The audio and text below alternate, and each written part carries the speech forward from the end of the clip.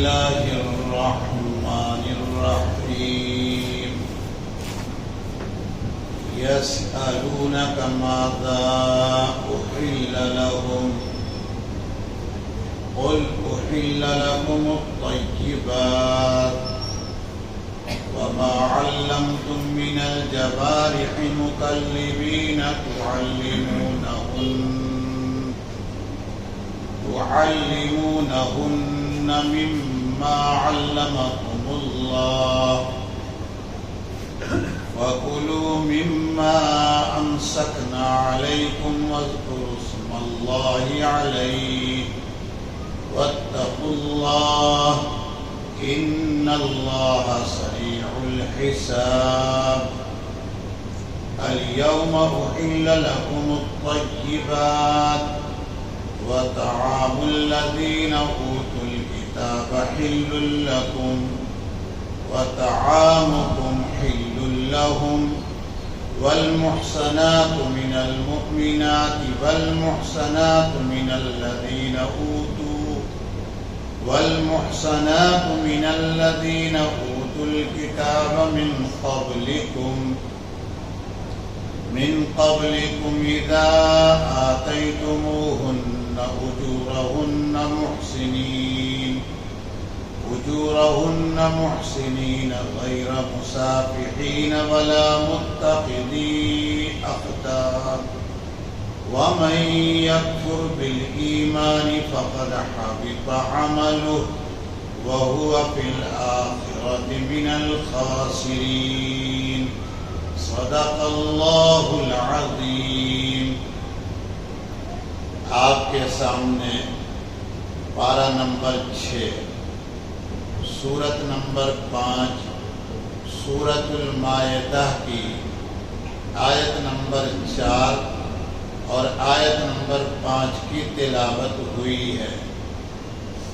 اللہ تعالیٰ ارشاد فرما رہے ہیں یسألونک، لوگ آپ سے دریافت کرتے ہیں، لوگ آپ سے پوچھ رہے ہیں ماذا احل لہم، کہ ان کے لیے کیا حلال ہے۔ قل، آپ کہہ دیجئے احل لکم الطیبات، تمہارے لیے پاکیزہ چیزیں حلال کی گئی ہیں۔ وما علمتم من الجوارح مکلبین، اور شکار کرنے والے جانور جن کو تم نے سکھایا ہے، تعلمونہن مما علمکم اللہ، اللہ نے تم کو جو آگہی دی ہے، جو علم دیا ہے، تم اس سے ان کی تربیت کرتے ہو۔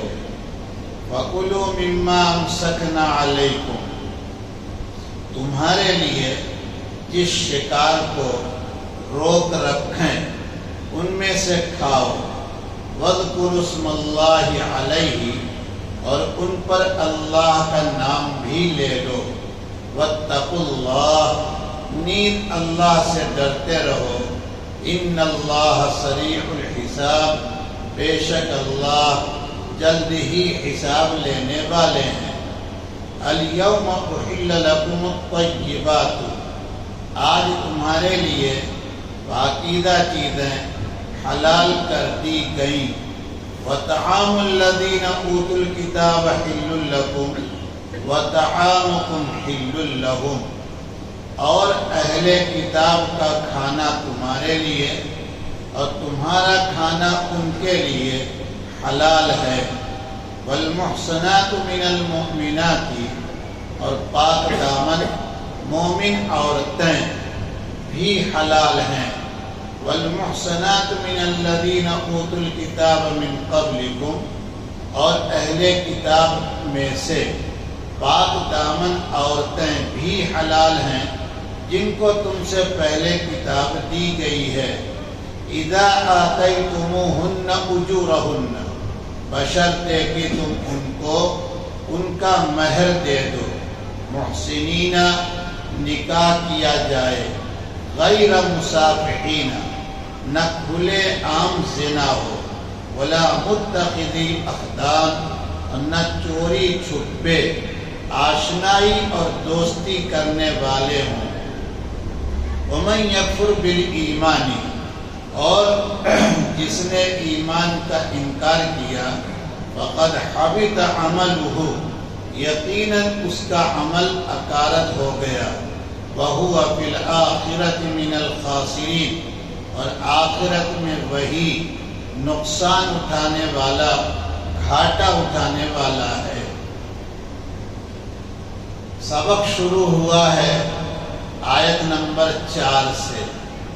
آیت نمبر 4 میں اللہ تعالیٰ نے دو اہم ترین بات بیان کی ہیں، یا یوں کہیے کہ اللہ تعالیٰ نے حلال اور صاف ستھری چیزیں ایمان والوں کو کھانے کا ذمہ دار بتایا ہے، بنایا ہے۔ پہلی بات تو یہ ہے کہ اللہ تعالیٰ نے حلال و حرام کے درمیان ایک اصول مقرر کیا ہے۔ وہ اصول یہ ہے کہ فطرت انسانی، فطرت سلیمہ، فطرت صحیحہ، صحیح مزاج، جن چیزوں کو صحیح سمجھتا ہو، حلال سمجھتا ہو، پاک سمجھتا ہو، وہ تمام انسانوں بالخصوص ایمان والوں کے لیے حلال ہیں۔ اور جو چیزیں فطرت انسانی، فطرت سلیمہ، فطرت صحیحہ، صحیح مزاج کے لیے گندی معلوم ہو، خبیث معلوم ہو، خراب معلوم ہو، وہ چیزیں حرام ہو جائیں گی۔ لیکن اللہ تعالیٰ کی شان کریمی ہے، رحیمی ہے، ان کا اپنے بندوں پر بڑا فضل ہے کہ انہوں نے حلال اور حرام کو تفصیل کے ساتھ اپنے کلام میں یعنی قرآن مجید میں بھی بیان کیا، اور اپنے بندے آخری پیغمبر جناب محمد الرسول اللہ صلی اللہ علیہ وسلم سے بھی تفصیل سے حلال و حرام کو بیان کروایا۔ اب جیسا کہ ظاہر سی بات ہے، شربت آپ بنائیں تو اس میں کلر کوئی بھی ڈال دیں، لیکن چونکہ وہ شربت ہے، لیموں ہے، شکر ہے، پانی ہے، تو وہ شربت کسی بھی کمپنی کا آئے اور کوئی بھی لے کے آئے، بس شرط یہ ہے کہ وہ پانی ناپاک نہ ہو، تو آپ اس کو استعمال کریں۔ طبیعت بھی مائل ہوگی، دھوپ سے چل کے آئیں تو آپ کی طبیعت میں تقاضا ہوگا کہ ٹھنڈا شربت مل جائے، کولڈ ڈرنک مل جائے، تھوڑا پسینہ سوکھ جائے۔ لیکن اسی بوتل جیسی کسی بوتل میں کوئی چیز پیک کر کے آئی، فطرت سلیمہ اور صحیح مزاج والے اس بوتل کو دیکھ کر ان کی طبیعت میں متلی آنا شروع ہو رہی ہے، قے شروع ہو رہی ہے، لہذا پتہ چلا کہ بڑی بدبودار چیز ہے، تو اس سے دور ہو جائے گا آدمی۔ ایسا نہیں کہ ایمان والا دور ہو جائے گا، بلکہ عام انسان بھی دور ہو جائے گا۔ ابھی بھی اللہ تعالیٰ نے ان لوگوں میں بھی ایسے لوگوں کو رکھا ہے کہ جو ایمان والے نہیں ہیں، لیکن وہ اس طرح کی گندی چیزوں سے دور رہتے ہیں، اور سفر میں خاص طور سے اگر کسی نے استعمال کیا تو بعض مرتبہ تو غصہ بھی ہو جاتے ہیں اور کہتے ہیں کہ آپ کو پتہ نہیں ہے یہاں کون لوگ ہیں، ہم سفر میں ہیں، ہم ٹریولنگ میں ہیں، اور جہاں چاہا آپ نے منہ کھول دیا، ہوٹل کھول دی۔ یہ ایسا نہیں کہ سناتن دھرم بڑا اچھا ہے تو وہ سناتنی ہے تو بول رہے ہیں، نہیں، سناتن دھرم کب اچھا ہو جائے گا؟ لیکن بات اصل یہ کہ فطرت انسانی بول رہی ہے، فطرت صحیحہ بول رہی ہے۔ اللہ تعالیٰ نے جو انسانوں میں صحیح مزاج اور ذوق بنایا ہے وہ بول رہی ہے، وہ سناتنی نہیں بول رہا ہے کہ بھائی بہت صحیح آدمی ہے، بس صرف کمی ہے کیا؟ ایمان نہیں ہے۔ ارے وہی تو سب کچھ نہیں ہے، اصل تو جو چیز تھی وہی نہیں ہے، نہیں سمجھ رہے ہیں؟ اس سے کوئی فرق پڑنے والا نہیں، وہی تو سب کچھ گڑبڑ کر رہا ہے جب ایمان نہیں ہے۔ بہرحال اللہ تعالیٰ کا احسان ہے، کرم ہے کہ اپنے بندوں کے لیے حلال اور پاکیزہ چیزوں کو الگ الگ بیان کیا۔ والد مرحوم شہر گئے تھے، واپس آ رہے تھے تو گرمی کا سیزن ایسا ہی تھا، تو انہیں تقاضا ہوا کہ کم سے کم ہاتھ پاؤں کہیں دھل لیں، ٹھنڈے ہو جائیں۔ ایک جگہ پہ ہینڈ پائپ نظر آیا، یو پی میں بہت ہوتا ہے، پانی بہت آسانی سے ملتا ہے، تو وہاں پر اپنی گاڑی روکی، ٹو ویل، اور جانے لگے ہاتھ دھلنے کے لیے۔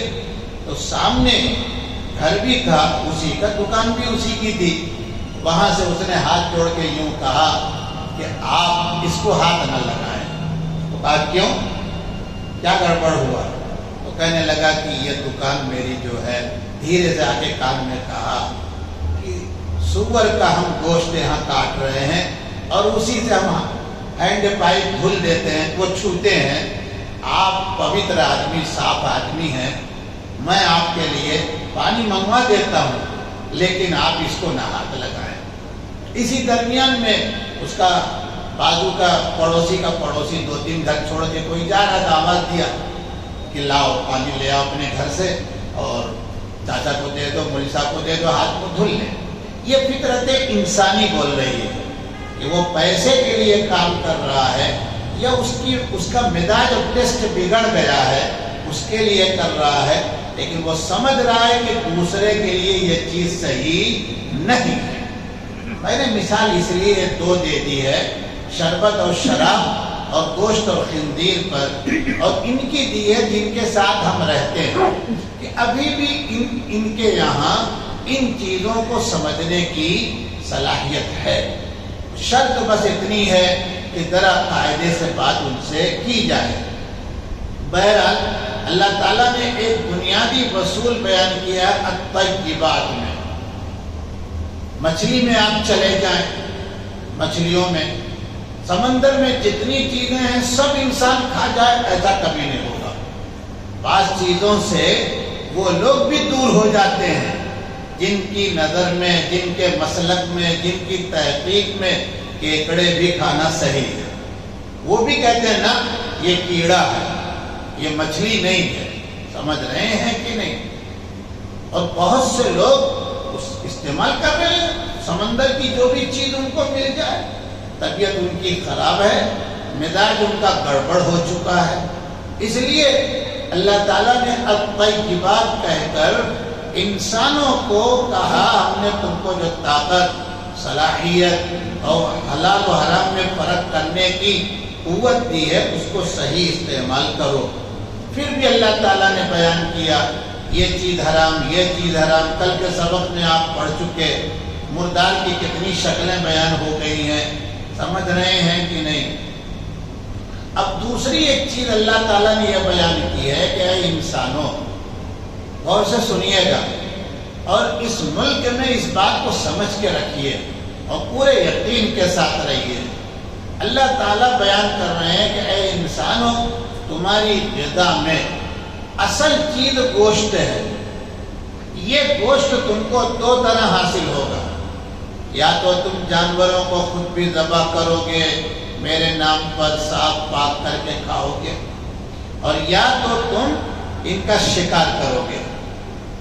اب شکار مختلف چیزوں سے ہوتا ہے۔ اس زمانے میں بھی جب یہ کلام نازل ہو رہا ہے تب بھی شکار مختلف چیزوں سے ہوتا ہے۔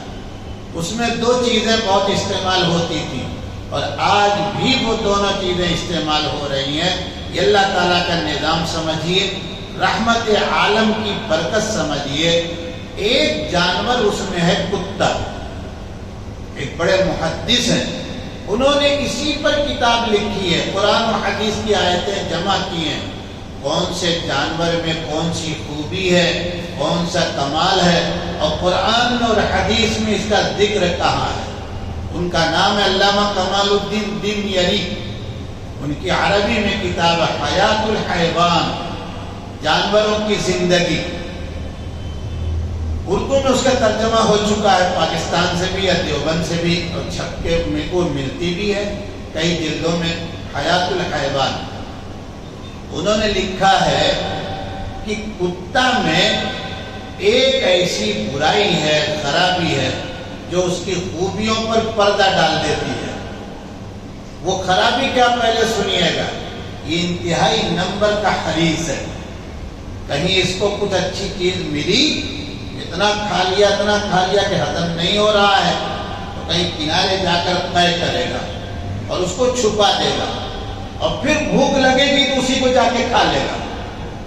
تو حریص ایک نمبر کا، لیکن سحر میں اٹھنے والا اس سے پہلے کوئی نہیں ہے۔ رات پوری کی پوری نائٹ اس کو جاگنا کوئی مشکل نہیں ہے، سمجھ رہے ہیں؟ واچ مین اس سے اچھا کوئی آپ کو ملنے والا۔ تربیت آپ اس کو جس انداز کی دے دیں گے، ٹریننگ دے دیں گے، یہ آپ کے کام آئے گا، آپ کی مدد کرے گا۔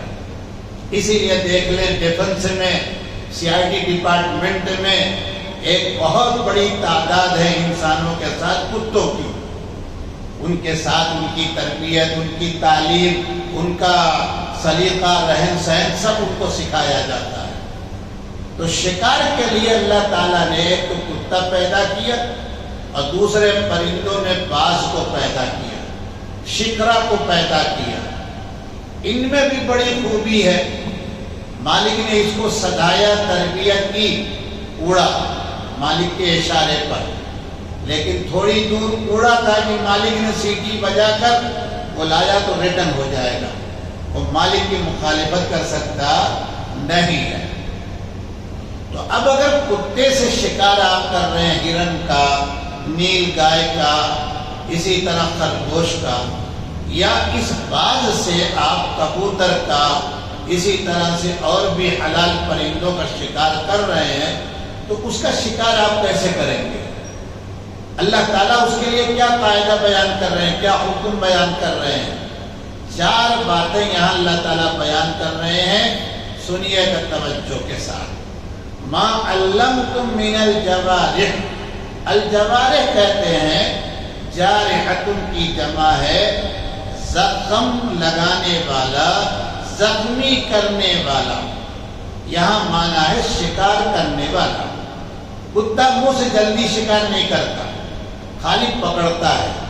مین محنت جو وہ کرتا ہے اپنے پنجوں سے، ہاتھ سے، اگلا جو ٹو ہے، اور اس میں ناخن ہوتے ہیں، تو ظاہر ہے کہ جب یہ اپنے کمزور کو پکڑے گا تو ناخن چبھے گا، اور جب ناخن چبھے گا تو ظاہر ہے کہ زخم وہاں ہوگا۔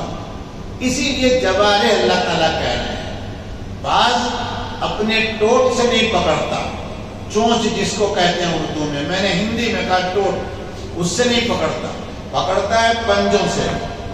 ان پنجوں میں ایسے خطرناک ناخن ہوتے ہیں کہ اگر ہمارے آپ کے لگ جائے تو کام ہمارا آپ کا ہو جائے گا، اس لیے وہ جوارے زخمی کرنے والے ہیں۔ اللہ تعالیٰ کہتے ہیں ما علمتم من الجوارح مقلبین، مقلبین تعلیم دینا، شکار کرنے والے کتوں کی ٹریننگ کروانا۔ تو ما علمتم من الجوارح مقلبین، اور شکار کرنے والے جانور، تعلمونہن مما علمکم اللہ، اللہ نے تم کو جو تعلیم دی ہے، جو آگہی دی ہے، تم اسی سے اس کو سدھاتے ہو۔ سدھانا کیا ہوتا ہے؟ اپنے سے مانوس کرنا۔ تو پہلی بات تو یہ ہے کہ یہ کتا، یہ باز خود بخود شکار کی طرف چلا گیا ہو، لا کے پکڑ کے دے دے، وہ آپ کے لیے حلال نہیں ہوگا، بلکہ آپ نے شکار کو دیکھا اور کتے کو اشارہ کر کے آپ نے اس کو جو زبان، جو انداز سکھایا ہے، دوڑایا، وہ دوڑتا ہوا جا رہا ہے۔ تو یہ اب جا کر جو شکار لے کے آئے گا، یہ آپ کے بھیجنے پر، دوڑانے پر لے کے آیا، یعنی آپ کے لیے لے کے آ رہا ہے، اور خود بخود دوڑ جاتا تو شاید وہ اپنے لیے یا ایسے ہی مستی کرنے کے لیے وہ آپ کے لیے حلال ہونے والا نہیں۔ ایک بات تو یہ، دوسری شرط یہ ہے وَاذْكُرُوا اسْمَ اللَّهِ عَلَيْهِ، جب اس کتے کو باز کو شکار کی طرف آپ دوڑائیں گے اور اس کو حکم دیں گے کہ جاؤ، تو جیسے ہی یہ قدم بڑھائے گا دوڑنے کے لیے، باز جیسے ہی پر پھیلا کے اڑنا شروع کرے، آپ کہیے بسم اللہ اللہ اکبر، تو آپ کا بسم اللہ اللہ اکبر کہنا اور اس کا اپنے ناخن سے پکڑنا یہی ذبح کرنا ہے۔ اگر مر جائے شکار اسی حالت میں تو وہ آپ کے لیے کیا ہو جائے گا؟ حلال ہو جائے گا۔ دو بات ہو گئی۔ تیسری بات یہ ہے فَكُلُوا مِمَّا أَمْسَكْنَا عَلَيْكُمْ، اس نے پکڑا، جانور زندہ ہے، دیکھنا یہ ہے کہ وہ خود اس کا ٹیسٹ کر رہا ہے، کھا رہا ہے یا نہیں۔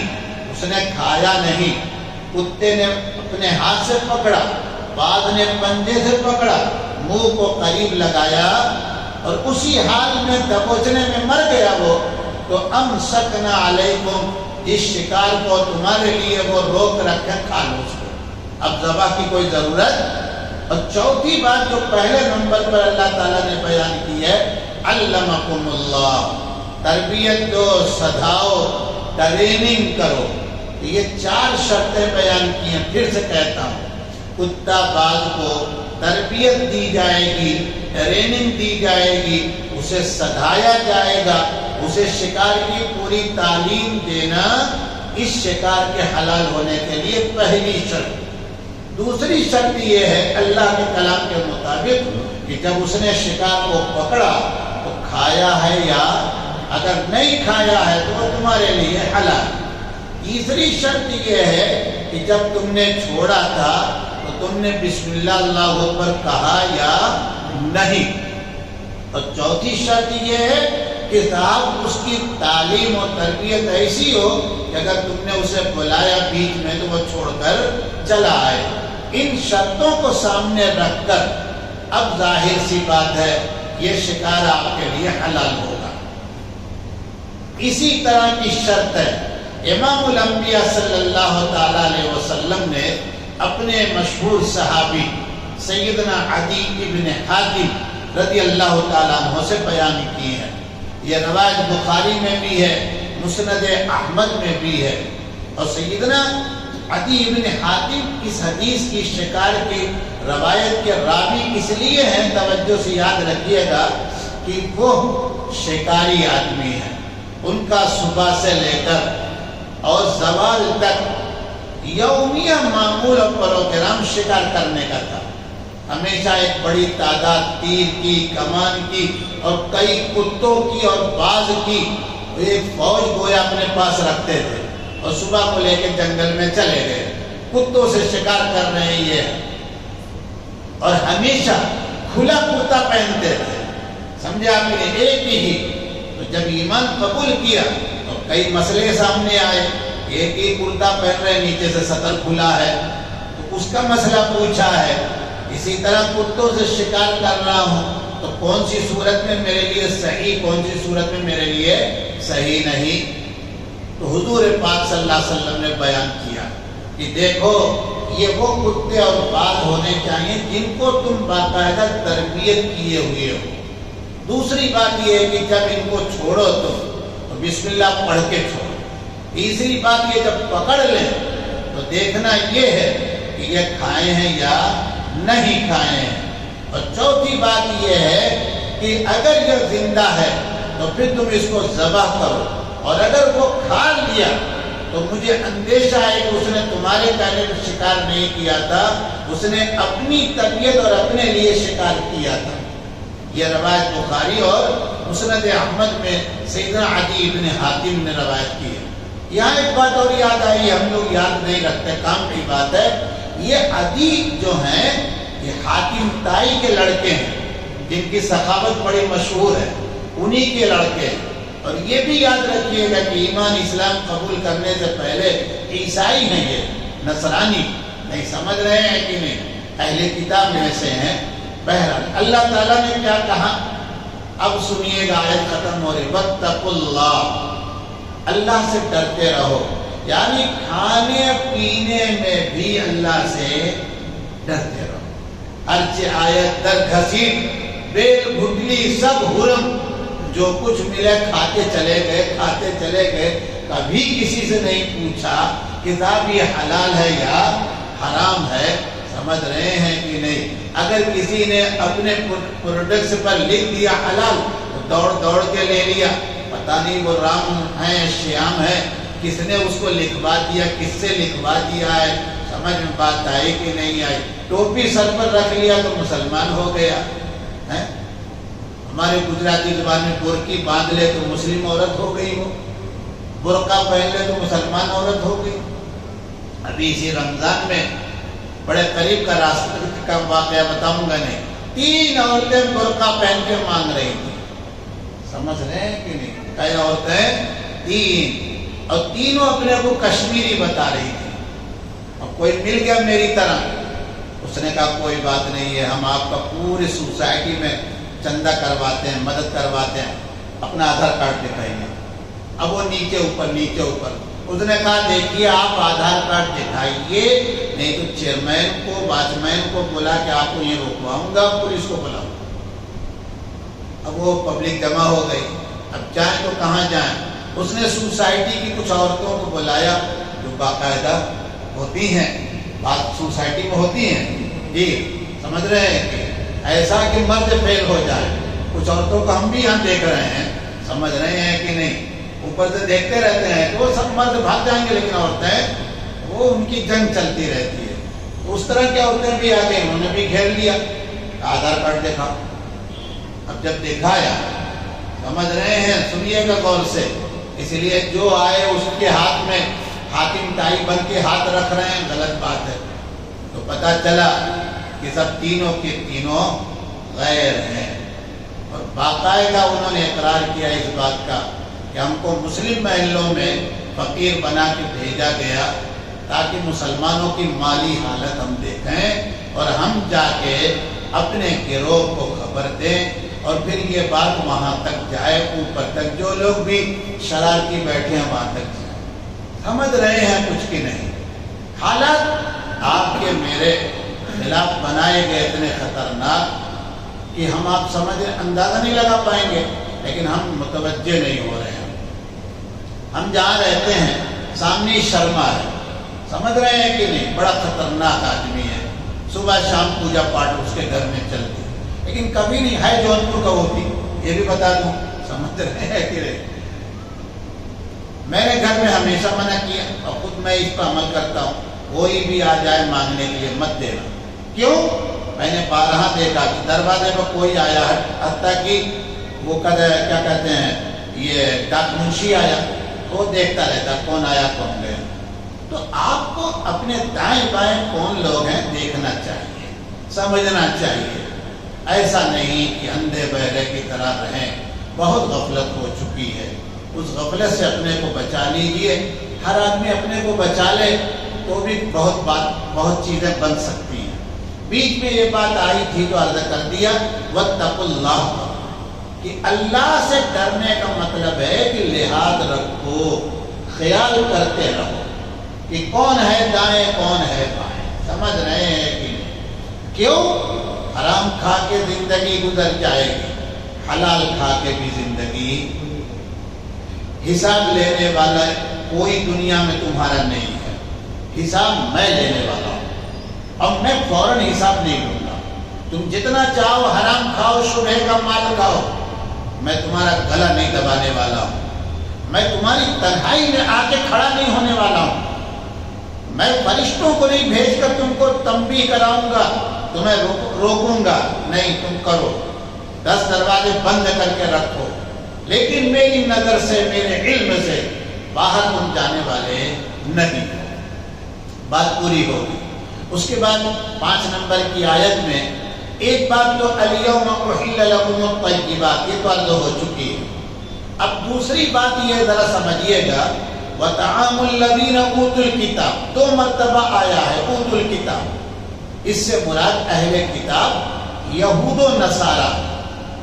اب یہاں پر طعام کا لفظ آیا ہے. ہم بمبئی کے لوگ طعام کا لفظ تو سمجھتے ہی ہیں، کھانا نہیں، وہ یہاں نہیں مراد ہے، بلکہ ذبیحہ مراد ہے. کیا مراد ہے؟ ذبیحہ۔ تو مسلمان اور ایمان والا خاص طور سے کن کن لوگوں کا ذبیحہ کھا سکتا ہے؟ تو پہلی بات تو یہ کہ یہود اور عیسائی، ان کو بھی 1 منٹ کے لیے سائڈ میں رکھ دیجیے۔ ان کے علاوہ جتنے لوگ ہیں مسلمانوں کو چھوڑ کر، ان میں سے کسی کا ذبیحہ مسلمان استعمال کر سکتا نہیں۔ ارے عیسائی یہودی ایک طرف ہو گئے، ہم آپ کی بات ہو رہی ہے، ہم کو کھانا ہے نا۔ تو ہمارے لیے غیر مسلم میں جتنی کمیونٹیاں ہیں، غیر مسلم میں جتنے لوگ ہیں، ان سب میں کسی کا ذبیحہ ہمارے لیے حلال ہوگا نہیں۔ اب سوال یہ ہے کہ یہودی اور عیسائی، ان کا ذبیحہ اللہ تعالیٰ کہتے ہیں کہ جنہیں کتاب دی گئی ہے ان کا کھانا تمہارے لیے اور تمہارا کھانا ان کے لیے، یعنی ذبیحہ حلال ہے۔ یہاں ایک بات سمجھیے، یہودی عیسائی آپ دیکھیں یہ عقیدے کے اعتبار سے ہے کیسا۔ اگر کوئی یہ کہتا ہے کہ میں ایمان لایا ہوں اللہ کی ذات پاک ایک ہی ہے، دائمی ہے، ابدی ہے، سارے نفع نقصان کا مالک وہی، حیٌ ہمیشہ سے زندہ ہے، زندہ رہے گا، تو پتہ چلا توحید پر زبان سے ایمان ہے، ہم زبان کی بات جانتے ہیں، دل کی بات کو ہمیں ٹٹولنے کی ضرورت نہیں۔ دوسری بات رسالت، وہ کہتا یہ کہ نبی اور پیغمبر خود بخود کوئی نہیں بن سکتا، جو بھی آئے گا وہ اللہ کی بھیجے ہوئے اللہ کی طرف سے آئے گا اور انسان ہوگا، تو پتہ چلا کہ رسالت پر یقین ہے۔ تیسری بات وہ یہ کہتا ہے کہ انسانوں کو دنیا سے جانے کے بعد حساب کتاب دینا پڑے گا اور یہ یوم الآخرت ہے، تو پتہ چلا توحید پر یقین کر رہا ہے، رسالت پر اور آخرت پر، چاہے وہ امام الانبیاء کے اوپر ایمان لانے کا انکار کرتا ہو، اس سے بحث نہیں۔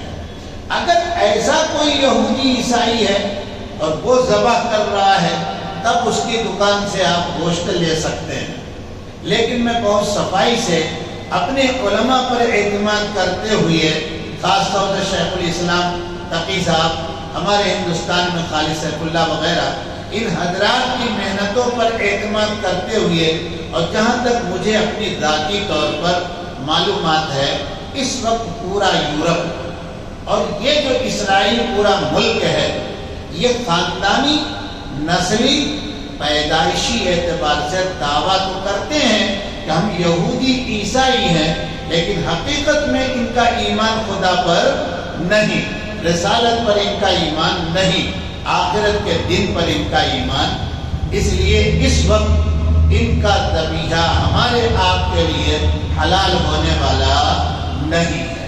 سمجھ میں بات آئی کہ نہیں آئی؟ یہی وجہ ہے کہ جہاں تک مجھے معلومات ہے، انگلینڈ کے کئی علاقوں میں، بریڈ فور میں، اسی طرح ڈیوسبری میں، بری میں، اسی طرح بولٹن میں، یہ کئی علاقوں میں جہاں مسلمان اب کافی تعداد میں الحمدللہ ہوئے، انہوں نے اپنے خرچے پر آج سے 30-35 سال پہلے یہاں سے ذبح کرنے کے لیے، گوشت کا کاروبار کرنے کے لیے مسلمانوں کو بلایا اور گئے وہ۔ اب ان کی دکانوں ہی سے مسلمان لیتے ہیں، اور حال یہ بن چکا ہے ان مسلمانوں کے اخلاق اور معاملات سے کہ اب وہاں کی جو کمیونٹی گورے کہے جاتے ہیں، وہ خود آتے یہیں سے لے کے جاتے ہیں اور کہتے ہیں کہ بالکل یہ فریش رہتا ہے ان کا سامان، ان کا مال۔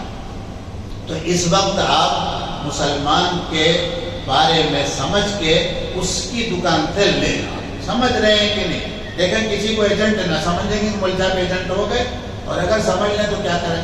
لیکن لگا رہا ہوں، وقت پورا ہو رہا ہے لیکن لگا رہا ہوں۔ مسلمانوں میں بھی بہت سے لوگ ایسے ہیں جن کے عقیدے پر اطمینان کیا جا سکتا، اس لیے وہاں بھی متنبہ اور چوکنا رہنے کی ضرورت ہے۔ یہ غذا پیٹ میں جو جائے گی، یہ وہاں تحلیل ہوگی، یعنی اس کے اجزاء خون بن جائیں گے اور خون پورے جسم میں آئے گا، اور اس خون کا سب سے زیادہ پاور اور دباؤ اللہ تعالیٰ جو دیتے ہیں دماغ کو، دل کو دیتے ہیں۔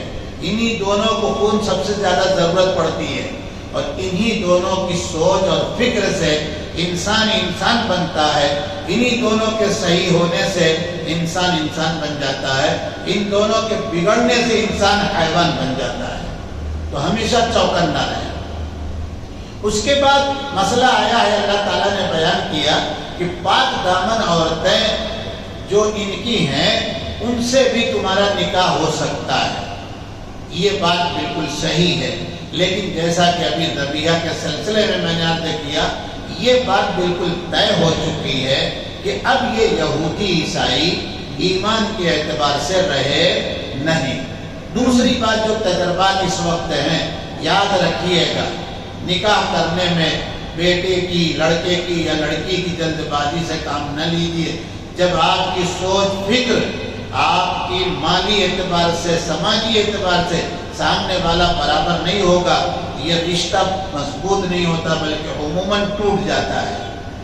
تیسری بات اب سن لیجیے گا، وقت ہو چکا ہے، جتنی لڑکیاں دوسرے دھرم دین سے آتی ہیں اکثر و بیشتر پھر واپس ہو جاتی ہیں، یا کم سے کم وہ آپ کی محنت سے جو اولاد پیدا ہوتی ہے اس کو لے کے چلی جاتی ہیں۔ بہت مثالیں اس کی ہیں، کہاں تک میں مثال دوں، بلکہ ایک بات یاد آ گئی کہہ دوں کہ اگر اس سے اولاد بھی نہ پیدا ہو، بیوی بن کے رہے تو زہر کھلا کے مارے گی وہ آپ کو۔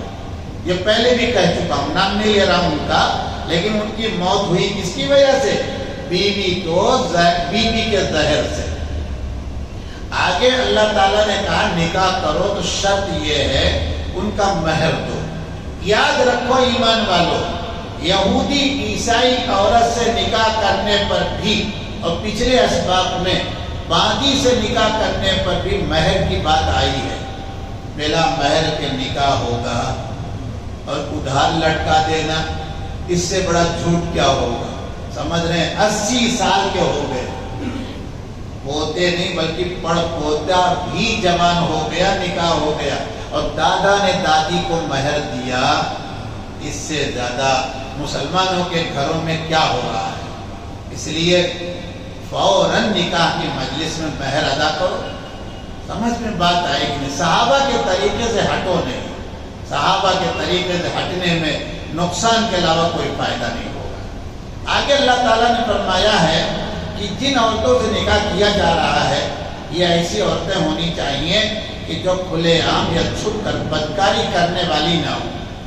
یہاں ایک بات توجہ سے سنیے گا، اگر کسی مسلمان نے کسی بدکار زانی عورت سے نکاح کیا تو نکاح تو ہوگا، کیوں؟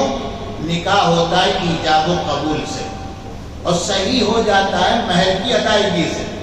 عورت ہے، ایجاب و قبول ہوا، مہر ادا ہوا، لیکن ایک مسلمان کے شایان شان یہ بات بالکل صحیح نہیں کہ وہ کسی بدکار عورت کے سامنے شوہر کی حیثیت سے بیٹھے۔ اس لیے یہ قاعدہ اللہ تعالیٰ نے لگائی ہے۔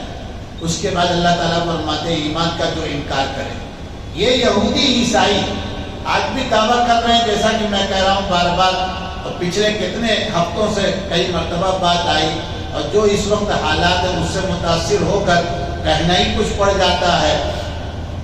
یہ اپنے کو اہل کتاب کہتے ہیں، لیکن یہ اہل کتاب ہیں یا نہیں وہ تو میں عرض کر چکا۔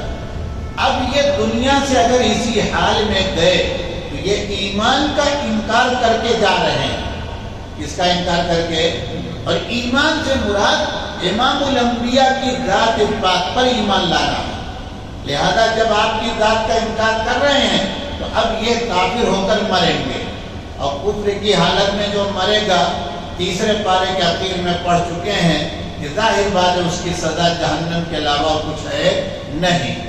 فقد حبط عملہ، سمجھ لیجئے کہ وقت ہو گیا لیکن سمجھ لیجئے، عمل اکارت ہوگا، یعنی پچھلے نبی پر ایمان لانے کی بنیاد پر توحید، رسالت، آخرت پر یقین کرنے کے ساتھ جو نیک کام کیا تھا، امام الانبیاء کے انکار کرنے کی وجہ سے یہ نیک کام کی مٹی پلید ہو جائے گی، آخرت میں اس کا کچھ بدلہ ملنے والا نہیں۔ وَهُوَ فِي الْآخِرَةِ مِنَ الْخَاسِرِينَ، اور آخرت میں یہ نقصان اٹھانے والے ہوں گے۔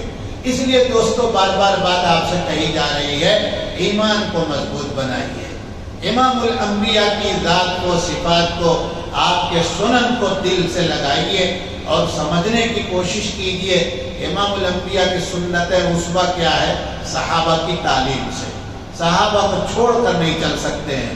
اللہ تعالی ہم کو اور آپ کو سمجھنے کی توفیق عطا فرما دیں۔ سبحان ربک رب العزة عما یصفون وسلام علی المرسلین والحمد للہ رب العالمین۔